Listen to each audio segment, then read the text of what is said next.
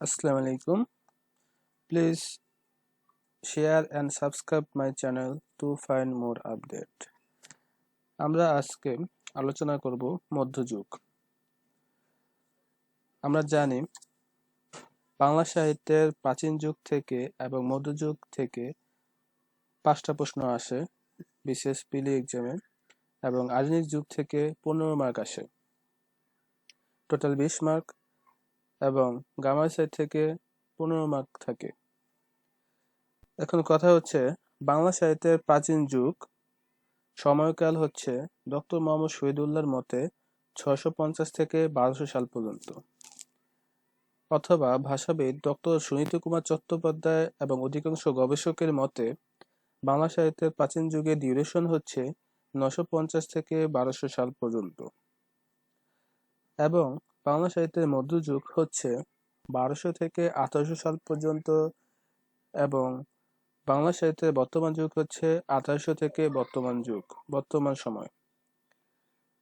মধ্যযুগের 1201 থেকে 1350 সাল পর্যন্ত সময়টাকে অন্ধকারাচ্ছন্ন যুগ বলা হয়, যে যুগে সাহিত্যের নিদর্শন তেমন ভাবে পাওয়া যায় না, যেটা হচ্ছে 1201 থেকে 1350 সাল। তারপর হচ্ছে মধ্যযুগ থেকে আমরা কি কি শিখব। শ্রীকৃষ্ণ কীর্তন কাব্য, বৈষ্ণব পদাবলী বা পদাবলী সাহিত্য, শ্রী চৈতন্যদেব, ব্রজবুলি ভাষা। তারপর হচ্ছে মঙ্গল কাব্য, রোমান্টিক কাব্য, পুঁথি সাহিত্য, নাট সাহিত্য, কবিওলা ও শায়ের, আরাকান রাজসভায় বাংলা সাহিত্য, টপ্পা গান, পাঁচালী গান, মাসিয়া সাহিত্য এবং লোক সাহিত্য।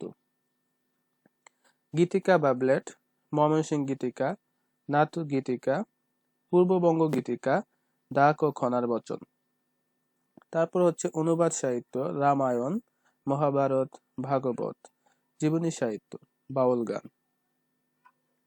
মধ্যযুগের মধ্যে যারা মুসলিম কবি রয়েছেন তারা হচ্ছেন শাহ মোহাম্মদ সগীর, আব্দুল হাকিম, মোহাম্মদ কবির, দৌলত কাজী, সৈয়দ সুলতান, মহাকবি আলাউল, দৌলত উজির বাহরাম খান, শাহ মোহাম্মদ গরিবুল্লাহ, সৈয়দ হামজা, শেখ ফয়জুল্লাহ, কোরেশি মাগন ঠাকুর। মধ্যযুগের হিন্দু ধর্মাবলম্বী কবিগুণ হচ্ছেন বড়ু চণ্ডীদাস, জ্ঞান দাস, বিদ্যাপতি, কানাহরি দত্ত, বিজয় গুপ্ত, দ্বিজবংশী দাস, মানিক দত্ত, মুকুন্দরাম চক্রবর্তী, দ্বিজ মাধব, গোবিন্দ দাস, বলরাম দাস, কৃত্তিবাস উজি, Chandrabati, Maladhar Basu, Ramnidhi Gupta, Ramprasad Sen, Antony Firingi, William Jones এবং ভারতচন্দ্র রায় গুণাকার। এখন আমরা ডিটেলসে যাব।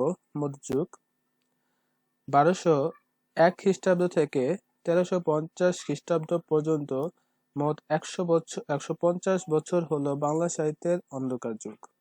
অন্ধকার যুগ এমন একটি যুগ যে যুগে বাংলা সাহিত্যের কোনো নিদর্শন পাওয়া যায় না। অন্ধকার যুগের জন্য দায়ী করা হয় তুর্কি সেনাপতি ইখতিয়ার উদ্দিন মোহাম্মদ বিন বখতিয়ার খলজিকে। তিনি 1204 সালে মতান্তরে 1201 হিন্দু সর্বশেষ রাজা লক্ষণ সেনকে পরাজিত করে বাংলা জয় করে মুসলিম শাসন প্রতিষ্ঠা করে। অন্ধকার যুগের উল্লেখযোগ্য গ্রন্থ হচ্ছে শূন্য পুরাণ, নিরঞ্জনের উম্মা বা নিরঞ্জনের উম্মা, শেখ সুবোধয়া। বাংলা সাহিত্যে অন্ধকার যুগ শুরু হয়েছে 1204 মতান্তরে 1201 সালে বখতিয়ার খিলজির বাংলা আক্রমণের সময় থেকে। মধ্যযুগে বাংলা সাহিত্যে অন্ধকার নেমে আসার কারণ হচ্ছে রাজনৈতিক পট পরিবর্তন। যে শাসকদের সময় থেকে বাংলা সাহিত্যে অন্ধকার যুগ শুরু হয় সেটা হচ্ছে তুর্কি। বাংলা সাহিত্যের ইতিহাসে অন্ধকার যুগ হচ্ছে মধ্যযুগের অন্তর্গত। চম্পু কাব্য হলো গদ্য পদ্য মিশ্রিত কাব্য। প্রাকৃত পৈঙ্গল হলো একটি গীতি কবিতার সংকলন। হলাউত মিশ্র ও জয়দেব যে রাজার সভাকবি ছিলেন রাজা লক্ষণ সেনের। এখান থেকে কি কি প্রশ্ন আসতে পারে 1201 থেকে 1350, যেটা হচ্ছে অন্ধকার যুগ। যেমন 34তম বিশেষে আসছে বাংলা সাহিত্যে অন্ধকার যুগ বলতে 1199 থেকে 1250 পর্যন্ত সময়কালকে বোঝায়, 1201 থেকে 1350 পর্যন্ত, নাকি 1250 থেকে 1350 পর্যন্ত, 1250 থেকে 1450 পর্যন্ত? অবশ্যই হবে 1201 থেকে 1350 পর্যন্ত সময়কালকে। তারপর হচ্ছে শূন্য পুরাণ কাব্য কার রচনা, যেটা হচ্ছে 32তম BC আসে, রামাই পণ্ডিতের। ইখতিয়ার উদ্দিন মোহাম্মদ বখতিয়ার খিলজি বাংলা জয় করেন কোন সালে? অবশ্যই 1204 সালে, 30তম BC এসে আসছে। অন্ধকার যুগের সময়সীমা কত ছিল? 150 বছর। 1201 থেকে 1350, 150 বছর। কোন শাসকদের সময়কে বাংলা সাহিত্যের অন্ধকার যুগ বলা হয়? তুর্কি।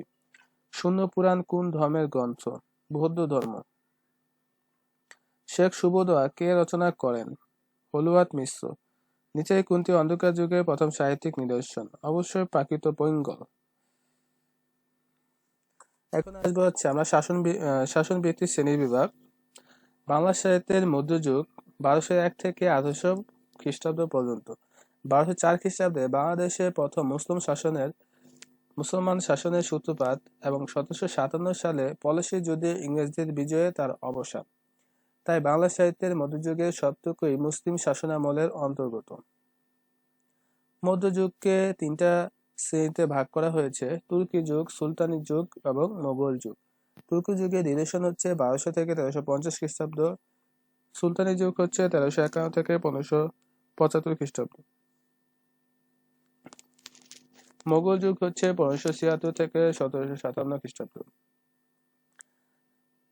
তুর্কি যুগ প্রধানত ভাষা গঠনের যুগ বলে মনে করা হয়। এ সময় কোনো উল্লেখযোগ্য সাহিত্য নিদর্শন পাওয়া যায়নি। এ সময়কে তথাকথিত অন্ধকার যুগ বলে, যেটা হচ্ছে ইখতিয়ার উদ্দিন মোহাম্মদ বিন বখতিয়ার খিলজির সময়কাল। তারপর হচ্ছে সুলতানি যুগ। এই সময়ে গৌড়ীয় শাহী দরবার বাংলা ভাষা ও সাহিত্যের সাংস্কৃতিক স্নেহ কেন্দ্র রূপে গড়ে ওঠে। গৌড়কে কেন্দ্র করে এই সময়ে বাংলা সাহিত্যের বিকাশের গুরুত্ব বিবেচনা করে এই আমলকে গৌড়ীয় যুগও বলা হয়। তাহলে সুলতানি যুগের অপর নাম হচ্ছে গৌড়ীয় যুগ। মুসলিম শাসকদের পৃষ্ঠপোষকতার একটি তালিকা নিম্নে দেওয়া হলো। যেমন গিয়াসউদ্দিন মোহাম্মদ শাহ এই সুলতানের আমলে বিখ্যাত কবি হচ্ছেন শাহ মোহাম্মদ সগীর এবং কাব্য হচ্ছে ইউসুফ জুলেখা। তারপর হচ্ছে জালাল উদ্দিন মোহাম্মদ শাহ এই সুলতানের আমলে উল্লেখযোগ্য কবি হচ্ছেন কৃত্তিবাস, কাব্য হচ্ছে রামায়ণ। রুকনউদ্দিন বারবক শাহ এই সুলতানের আমলে উল্লেখযোগ্য কবি হচ্ছেন যশোরাজ খান, কাব্য হচ্ছে শ্রীকৃষ্ণ বিজয়। শামসুদ্দিন ইউসুফ শাহ এই সুলতানের আমলে কবি হচ্ছেন জয়নুদ্দিন, কাব্য হচ্ছে রসুল বিজয়। আলাউদ্দিন হোসেন শাহ বিখ্যাত কবি হচ্ছে বিপ্রদাস, বিজয়গুপ্ত, মালাধর বসু। বিপ্রদাসের কাব্য হচ্ছে মনসা বিজয়, বিজয়গুপ্তের কাব্য হচ্ছে মনসা মঙ্গল, মালাধর বসুর কাব্য হচ্ছে শ্রীকৃষ্ণ বিজয়। নাসিরউদ্দিন নসরত শাহ এই সুলতানের আমলে উল্লেখযোগ্য কবি হচ্ছে দুইজন, বিদ্যাপতি এবং কবীন্দ্র পরমেশ্বর। বিদ্যাপতি উল্লেখযোগ্য কাব্য হচ্ছে বৈষ্ণবপদ, কবীন্দ্র পরমেশ্বরের উল্লেখযোগ্য কাব্য হচ্ছে মহাভারত অনুবাদ। মধ্যযুগে বাংলা অনুবাদ সাহিত্যকে সমৃদ্ধ করতে মুসলমান শাসকদের উদার দৃষ্টিভঙ্গি গুরুত্বপূর্ণ ভূমিকা পালন করে। অনুবাদ সাহিত্যের ক্ষেত্রে আলাউদ্দিন হোসেন শাহর পৃষ্ঠপোষকতা ছিল গুরুত্বপূর্ণ। গিয়াসউদ্দিন আজম শাহের পারস্যের বিখ্যাত কবি হাফিজের পথলাভ হয়েছিল। হাফিজকে তিনি বাংলাদেশে আমন্ত্রণ করেছিলেন। মোগল যুগ। আরাকান রাজসভার পৃষ্ঠপোষকতায় মুসলমান কবিগণ পুনর্কাব্য রচনা করে বাংলা সাহিত্যের স্বাতন্ত্র্য ধারার প্রবর্তন করে। সমসাময়িক বিভিন্ন রাজসভার কবিদের মধ্যে সম্রাট আকবরের রাজসভা আবুল ফজল, যিনি হলো সম্রাটের সভাকবি ও প্রধানমন্ত্রী, তার রচিত বিখ্যাত ঐতিহাসিক গ্রন্থ হচ্ছে আইনে আকবরী। তারপর হচ্ছে আরাকান রাজসভা দৌলত কাজী, আলাউল, কোরেশি মাগুন ঠাকুর, মর্দন, আব্দুল করিম খন্দকার এবং শমশের আলী। তারপর হচ্ছে কৃষ্ণসাগর রাজসভা ভারতচন্দ্র রায়গুণাকার। এখন শ্রী চৈতন্যদেবের জীবন ভিত্তিক অনুসারে মধ্যযুগকে আবার তিনটা ভাগে ভাগ করা হয়েছে: প্রাক চৈতন্য যুগ, যেটা সময়কাল 1351 থেকে 1500 খ্রিস্টাব্দ, চৈতন্য যুগ 1501 থেকে 1600 খ্রিস্টাব্দ এবং চৈতন্য পরবর্তী যুগ 1601 থেকে 1800 খ্রিস্টাব্দ। এখন কিছু জিনিস জেনে রাখা ভালো, যেমন কোন মহাপুরুষ একটি বাংলা পংক্তি না লিখলেও তার নামে একটি যুগের সৃষ্টি হয়? অবশ্যই শ্রী চৈতন্য। এখন শ্রী চৈতন্যদেব সম্পর্কে আমরা কিছু জানবো, যিনি হচ্ছে বৈষ্ণব ধর্মের প্রবর্তক বলা হয়। এই প্রশ্নটা প্রায় আসে বিসিএসে, বৈষ্ণব ধর্মের প্রবর্তক কাকে বলা হয়? শ্রী চৈতন্যদেব, যিনি একটি পংক্তি না করেও কবি হিসেবে বিবেচিত। শ্রী চৈতন্যদেব 1486 সালে জন্মগ্রহণ করেন। তার ভক্ত শিষ্যরা তার জীবতা অবস্থায় তার জীবন কাহিনী নিয়ে কাব্য রচনা করেন। এই জীবনী কাব্য বাংলা সাহিত্যে ব্যাপক প্রভাব বিস্তার করে। বাংলা সাহিত্যের মধ্যযুগে তার প্রভাব হচ্ছে অপরিসীম। তার প্রভাবে বাংলা সাহিত্যে পদাবলী সাহিত্যের ব্যাপক বিকাশ ঘটে। তিনি কোনো সাহিত্য রচনা না করেও বাংলা সাহিত্যে চৈতন্য যুগ নামে একটি বিশেষ স্থান দখল করেছেন। বাংলা সাহিত্যের মধ্যযুগের গতানুগতিক ধারায় জীবনী সাহিত্য এক বিশিষ্ট স্থান দখল করে আছে। শ্রী চৈতন্য দেব ও তার কতিপয় শিষ্যের জীবন কাহিনী অবলম্বনে এই জীবনী সাহিত্যের সৃষ্টি হয়েছে। এ ধরনের বাস্তব কাহিনী নিয়ে সাহিত্য রচনা বাংলা সাহিত্যে এই প্রথম। চৈতন্য দেবের জীবনী হিসেবে যে বইটি সবচেয়ে শ্রেষ্ঠ তা হলো চৈতন্য চরিতামৃত। এটা মনে রাখতে হবে যে চৈতন্য দেবের জীবনী হিসেবে যে বইটি সবচেয়ে শ্রেষ্ঠ তার নাম কি? তার নাম হচ্ছে চৈতন্য চরিতামৃত। এটি লিখেছেন কৃষ্ণদাস কবিরাজ। শ্রী চৈতন্য দেব কেন বিখ্যাত? অবশ্যই বৈষ্ণব ধর্মের প্রবর্তক। প্রশ্ন আসে, চৈতন্য দেব ছিলেন বৈষ্ণব ধর্মের প্রচারক। এখান থেকে মনে রাখতে হবে চৈতন্য দেব কে ছিলেন? বৈষ্ণব ধর্মের প্রবর্তক। চৈতন্য দেব কেন বিখ্যাত? বৈষ্ণব ধর্মের প্রবর্তক, এবং যে বইটা শ্রেষ্ঠ সেটা হচ্ছে চৈতন্য চরিতামৃত। তারপর হচ্ছে বাংলা সাহিত্যের মধ্যযুগ 1201 থেকে 1800 খ্রিস্টাব্দ। চৈতন্য জীবনী কাব্যের শ্রেষ্ঠ কবি কে? কৃষ্ণদাস কবিরাজ। চৈতন্য জীবনী কাব্যের শ্রেষ্ঠ কবি হচ্ছেন কৃষ্ণদাস কবিরাজ। ভারতবর্ষে মুসলিম শাসনামলে রাজভাষা ছিল ফার্সি। ইম্পর্টেন্ট একটা ইনফরমেশন, ভারতবর্ষের মুসলিম শাসনামলে রাজভাষা কি ছিল? ফার্সি। মধ্যযুগে বাংলা সাহিত্যের পৃষ্ঠপোষকতায় অগ্রণী ভূমিকা পালন করেন পাঠান সুলতানগণ। বাংলা সাহিত্যের পৃষ্ঠপোষকতার জন্য বিখ্যাত শাসক হচ্ছেন আলাউদ্দিন হোসেন শাহ। বাংলায় কৃত্তিবাসকে রামায়ণ অনুবাদের অনুরোধ জানান জালালউদ্দিন মোহাম্মদ শাহ। এখানে সেটা অ্যান্সার দেওয়া নেই। কৃত্তিবাসকে রামায়ণ অনুবাদের অনুরোধ জানাচ্ছে জালালউদ্দিন মোহাম্মদ শাহ। কোন কবি হোসেন শাহের পৃষ্ঠপোষকতায় কাব্য রচনা করেন? মালাধর বসু। আলাউদ্দিন হোসেন শাহ তিনজন ছিল, মালাধর বসু তার মধ্যে একজন। কবি হাফিজকে বাংলাদেশে আমন্ত্রণ জানিয়েছেন কোন নৃপতি? গিয়াসউদ্দিন আজম শাহ। ইরানের কবি হাফিজের সাথে পথলাভ হয়েছিল বাংলার কোন সুলতানের? গিয়াসউদ্দিন আজম শাহ। ঐতিহাসিক গ্রন্থ আইনে আকবরী এর রচয়িতাকে, অথবা Ain-e Akbari is written by Abul Fazl. Bangla নামের উৎপত্তি সম্বন্ধে কোন গ্রন্থে উল্লেখ আছে? আইনে আকবরী। আলাউল কোন রাজসভার কবি ছিলেন? আরাকান রাজসভা। আরাকান রাজসভার সাহিত্যিক ছিলেন আলাউল। কোন দুজন আরাকান রাজসভার কবি? মহাকবি আলাউল ও দৌলত কাজী। কবি ভারতচন্দ্রের সভাকবি ছিলেন রাজকৃষ্ণচন্দ্রের। ভারতচন্দ্র রায় গুণাকার কোন রাজসভার কবি? কৃষ্ণনগর রাজসভা। মধ্যযুগের বাংলা সাহিত্যে কোন ধর্মপ্রচারকের প্রভাব অপরিসীম? চৈতন্যদেব। তারপর হচ্ছে অন্ধকার যুগ। বাংলা সাহিত্যে মধ্যযুগের শুরুতেই 1201 থেকে 1350 খ্রিস্টাব্দ পর্যন্ত সময়কে তথাকথিত অন্ধকার যুগ বলে একটি বিতর্কের বিষয়ের অবতারণা করা হয়েছে। তথাকথিত অন্ধকার যুগের সাহিত্য সৃষ্টির কোনো নিদর্শন পাওয়া যায়নি এ কথাও সত্য নয়। এই সময় বাংলা সাহিত্যের ব্যাপক নিদর্শন পাওয়া না গেলেও অন্যান্য ভাষায় সাহিত্য সৃষ্টির নিদর্শন বর্তমান থাকাতে অন্ধকার যুগের অপবাদের অসারতা প্রমাণিত হয়। অন্য ভাষায় রচিত এই সময় উল্লেখযোগ্য গ্রন্থ হচ্ছে শূন্য পুরাণ, যেটা হচ্ছে রামায় পণ্ডিত রচিত ধর্মপূজার শাস্ত্রগ্রন্থ, শেখ সুবোদার হুলাত মিশ্র রচিত। এখান থেকে কি কি প্রশ্ন আসতে পারে? কোন সময়কে বাংলা সাহিত্যে অন্ধকার যুগ বলা হয়? 1201 থেকে 1350 খ্রিস্টাব্দ। স্বর্ণপুরাণ কাব্য কার রচনা? রামায় পণ্ডিত। কোন শাসকগণদের সময়কে বাংলা সাহিত্যে অন্ধকার যুগ বলা হয়? তুর্কি। এখন হচ্ছে অন্ধকার যুগ পরবর্তী মধ্যযুগ। মধ্যযুগে বাংলা সাহিত্যের সমগ্র সৃষ্টি অনুবাদ ও মৌলিক এই দুই শ্রেণীতে বিভক্ত। মৌলিক রচনার মধ্যে রয়েছে বৈষ্ণব পদাবলী, জীবনী সাহিত্য, মঙ্গল কাব্য, লোকসাহিত্য ইত্যাদির কথা উল্লেখযোগ্য। অনুবাদ শাখা হচ্ছে সংস্কৃত থেকে অনুদিত, যেমন রামায়ণ, মহাভারত, ভগবত ইত্যাদি। আরবি, ফার্সি, হিন্দি ভাষা থেকে মুসলমান কবি রচিত 15 প্রকার কাব্যগুলো। মধ্যযুগের বাংলা সাহিত্য হচ্ছে দুই প্রকার, মৌলিক রচনা এবং অনুবাদ সাহিত্য, যেটা ভাগ করা হয়েছে বললাম। এখন হচ্ছে মৌলিক সাহিত্যের মধ্যে পদ বা পদাবলী। পদ বা পদাবলী বলতে বোঝায় বৌদ্ধ বা বৈষ্ণবীয় ধর্মের গূঢ় বিষয়ের বিশেষ সৃষ্টি।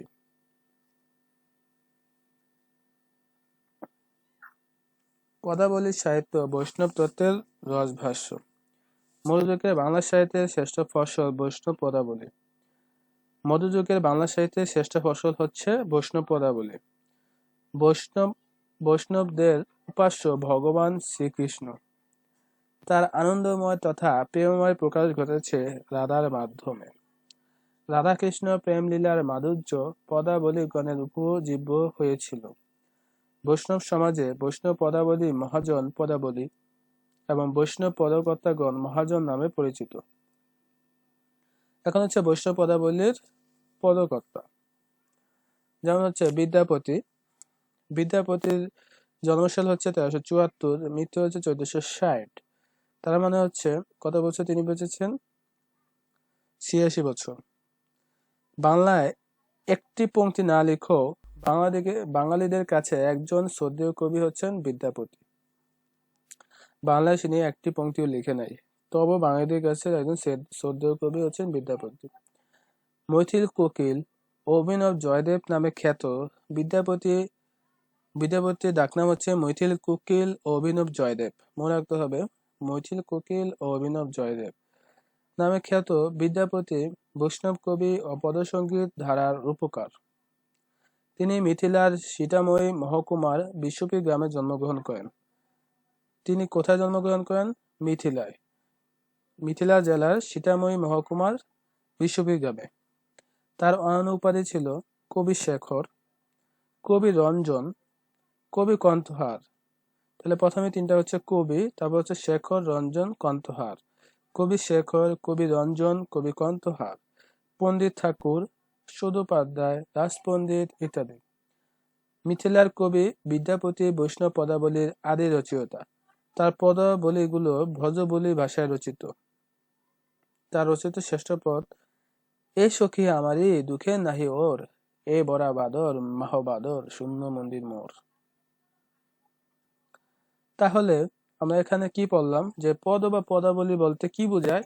সেটা হচ্ছে বৌদ্ধ বা বৈষ্ণবীয় ধর্মের গুর বিষয়ের বিশেষ সাহিত্য। তারপর পড়ছি যে বৈষ্ণবদেবের উপাস্য ভগবান শ্রীকৃষ্ণ বৈষ্ণব পদাগণ মহাজন নামে পরিচিত। বিদ্যাপতির জন্মসাল 1374, 1460 সালে মৃত্যু। যিনি একটি পংক্তি না লিখেও বাঙালিদের কাছে একজন শ্রদ্ধেয় কবি। মৈথিল কোকিল ও অভিনব জয়দেব নামে খ্যাত বিদ্যাপতি বৈষ্ণব কবি ও পদসঙ্গীত ধারার রূপকার। তিনি জন্মগ্রহণ করে মিথিলা সীতাময়ী মহকুমার বিশ্বপী গ্রামে। তার অন্যান্য উপাধি ছিল কবি শেখর, কবি রঞ্জন, কবি কণ্ঠহার, পণ্ডিত ঠাকুর, সদোপাধ্যায়, রাজপণ্ডিত ইত্যাদি। মিথিলার কবি বিদ্যাপতি বৈষ্ণব পদাবলীর আদি রচয়িতা। তার পদাবলীগুলো ব্রজবুলি ভাষায় রচিত। তারপর হচ্ছে চণ্ডীদাস। বাংলা ভাষায় বৈষ্ণব পদাবলীর আদি রচয়িতা কবির নাম হচ্ছে চণ্ডীদাস। বাংলা ভাষায় বৈষ্ণব পদাবলীর আদি রচয়িতা কবির নাম কি? খুবই ইম্পর্টেন্ট প্রশ্ন। বাংলা ভাষায় বৈষ্ণব পদাবলীর আদি রচয়িতা কবির নাম হচ্ছে চণ্ডীদাস। তারপর হচ্ছে গোবিন্দ দাস, বৈষ্ণব কবি যিনি। গীত গোবিন্দ তার বিখ্যাত পদাবলী সাহিত্য। এটি ব্রজবুলি ভাষায় রচিত। কেবা সোনাল শ্যাম নাম পদটি রচনা করেছেন তিনি। তাহলে গোবিন্দ দাস সম্পর্কে হচ্ছে কি মনে রাখতে হবে? গীত গোবিন্দ তার বিখ্যাত পদাবলী সাহিত্য। গীত গোবিন্দ, গোবিন্দ দাস থেকে হচ্ছে গীত গোবিন্দ। এটা হচ্ছে ব্রজবুলি ভাষায় রচিত। কেবা সোনাল শ্যাম নাম পদটি রচনা করেছেন তিনি। তিনটা জিনিস এখানে মনে রাখতে হবে: গীত গোবিন্দ, ব্রজবুলি ভাষা, কেবা সোনাল শ্যাম নাম। আর চণ্ডীদাস হচ্ছে আদি রচয়িতা কবি বৈষ্ণব পদাবলীর। তারপর হচ্ছে জ্ঞান দাস ও বলরাম দাসের নামও বিশেষভাবে উল্লেখযোগ্য। আধুনিক যুগের কবিদের মধ্যে রবীন্দ্রনাথ ঠাকুরের নাম বিশেষভাবে উল্লেখযোগ্য। তারপর পড়ব আমরা শ্রীকৃষ্ণ কীর্তন। এগুলো সব মধ্যযুগের কাব্যের অন্তর্গত। আমরা এখন ডিটেলসে পড়তেছি। মধ্যযুগের বাংলা সাহিত্যের প্রথম নিদর্শন হচ্ছে শ্রীকৃষ্ণ কীর্তন। যেমন প্রাচীন যুগের বাংলা সাহিত্যের প্রথম নিদর্শন হচ্ছে চর্যাপদ, তেমনি মধ্যযুগীয় বাংলা সাহিত্যের প্রথম নিদর্শন হচ্ছে শ্রীকৃষ্ণ কীর্তন। সর্বজন স্বীকৃত ও খাঁটি বাংলা ভাষায় রচিত প্রথম কাব্যগ্রন্থের নাম হচ্ছে শ্রীকৃষ্ণ কীর্তন। কাব্য পুঁথিটির রচয়িতা বড়ু চণ্ডীদাস। বড়ু চণ্ডীদাস মধ্যযুগের আদিকবি। মধ্যযুগের আদিকবির নাম কি? বড়ু চণ্ডীদাস। আর বৈষ্ণব পদাবলীর আদি রচয়িতা কবি চণ্ডীদাস। দুটার মধ্যেও কিন্তু বিস্তর পার্থক্য। চণ্ডীদাস এক কবি এবং বড়ু চণ্ডীদাস আরেক কবি। এখানে ডিফারেন্সটা কোথায়? ডিফারেন্সটা হচ্ছে বৈষ্ণব পদাবলীর আদি রচয়িতা কবি চণ্ডীদাস আর মধ্যযুগের আদি কবি হচ্ছেন বড়ু চণ্ডীদাস। বড়ু চণ্ডীদাস হচ্ছে মধ্যযুগের আদি কবি। বড়ু কথা এখানে বড়ু যেটা ফার্স্টে থাকবে সেটা হচ্ছে মধ্যযুগের আদি কবি, আর বৈষ্ণব পদাবলীর আদি রচয়িতা হচ্ছে চণ্ডীদাস। খেয়াল রাখতে হবে। আর শ্রীকৃষ্ণ কথা সম্পর্কে আমরা বলতেছি যে এটা হচ্ছে মধ্যযুগের বাংলা সাহিত্যের প্রথম নিদর্শন। প্রাচীন যুগে বাংলা সাহিত্যের প্রথম নিদর্শন হচ্ছে চর্যাপদ। তারপর হচ্ছে সর্বজন স্বীকৃত ও খ্যাতি বাংলা ভাষায় রচিত প্রথম কাব্যগ্রন্থ। কাব্যপুঁথিটির রচয়িতা বড়ু চণ্ডীদাস। তাই বড়ু চণ্ডীদাস মধ্যযুগের আদি কবি। বাংলা ভাষায় রচিত কোন লেখকের প্রথম একক গ্রন্থ নাম হচ্ছে শ্রীকৃষ্ণ কীর্তন। এই কাব্যগ্রন্থের খণ্ড সংখ্যা 13টি। চতুর্দশ শতাব্দীর শেষ দিকে তিনি কাব্যটি রচনা করেন। পুঁথিতে প্রাপ্ত একটি চিরকুট অনুসারে এই কাব্যের প্রকৃত নাম শ্রীকৃষ্ণ সন্দর্ভ। তাহলে শ্রীকৃষ্ণ কীর্তন কাব্যের প্রকৃত নাম কি? চিরকুট অনুসারে পুঁথিতে প্রাপ্ত সেটা হচ্ছে শ্রীকৃষ্ণ সন্দর্ভ।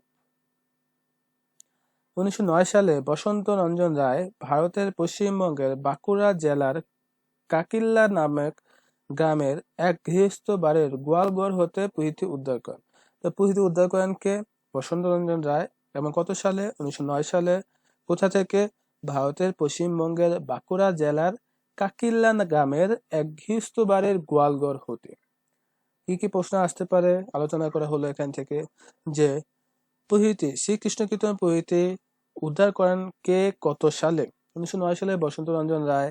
বসন্ত রঞ্জন রায় কোথা থেকে পুঁথিটি উদ্ধার করেন? সেটা হচ্ছে ভারতের পশ্চিমবঙ্গের বাঁকুড়া জেলার কাকিল্লা গ্রামের এক গৃহস্থ বাড়ির গোয়ালঘর হতে। তারপর হচ্ছে 1916 সালে বঙ্গীয় সাহিত্য পরিষদ থেকে বসন্ত রঞ্জন রায়ের সম্পাদনায় ইহা প্রকাশিত হয়। তাহলে শ্রীকৃষ্ণ কীর্তন কাব্য কোথা থেকে প্রকাশিত হয়? বঙ্গীয় সাহিত্য পরিষদ থেকে। এবং কার সম্পাদনায়? বসন্ত রঞ্জন রায়ের সম্পাদনায়। এবং কত সালে? 1916 সালে। তাহলে শ্রীকৃষ্ণ কীর্তন সম্পর্কে কি কি প্রশ্ন আসতে পারে আরেকবার আলোচনা করছি। মধ্যযুগে বাংলা সাহিত্যের প্রথম নিদর্শনের নাম কি? শ্রীকৃষ্ণ কীর্তন। খ্যাতি বাংলা ভাষায় রচিত প্রথম কাব্যগ্রন্থের নাম কি? শ্রীকৃষ্ণ কীর্তন। শ্রীকৃষ্ণ কীর্তন পুঁথিটির রচয়িতা কে? বড়ু চণ্ডীদাস। মধ্যযুগের আদি কবির নাম কি? বড়ু চণ্ডীদাস। বাংলা ভাষায় রচিত কোন লেখকের প্রথম একক গ্রন্থের নাম কি? শ্রীকৃষ্ণ কীর্তন। এই কাব্যগ্রন্থের খণ্ড সংখ্যা কয়টি? 13টি। কোন শতাব্দীতে এই কাব্যটি রচনা হয়? চতুর্দশ শতাব্দীর শেষ দিকে।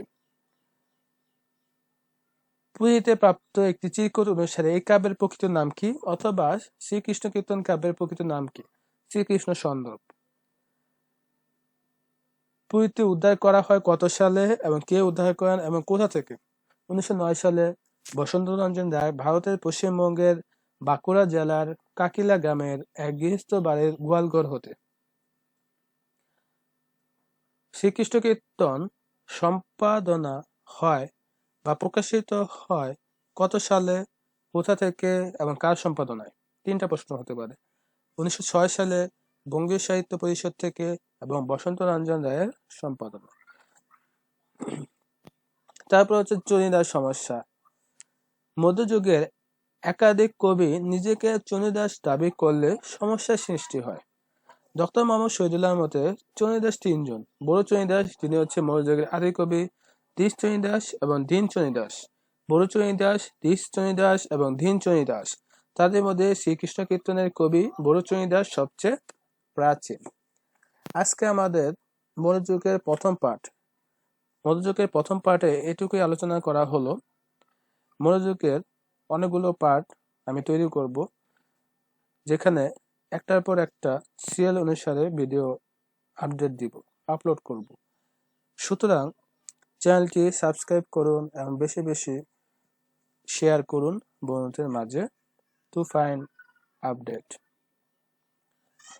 Thank you so much.